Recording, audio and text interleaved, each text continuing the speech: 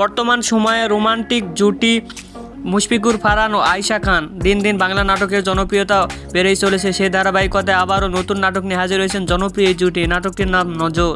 এই নাটকটিতে অভিনয় করেছেন বর্তমান সময়ের আলোচিত অভিনেতা মুশফিকুর ফারহান ও আলোচিত অভিনেত্রী আয়েশা খান। এই নাটকটি রচনা ও পরিচালনা করেছেন রুবেল আনুশ। নাটকটি খুব শীঘ্রই ঈদে এনটিভির ইউটিউব চ্যানেলে প্রকাশিত হবে। আপনারা দেখতে চাইলে অবশ্যই এনটিভির ইউটিউব চ্যানেলে চোখ রাখুন এবং নিয়মিত নতুন নতুন নাটকের আপডেট পেতে হলে অবশ্যই চ্যানেলটিকে সাবস্ক্রাইব করে রাখুন।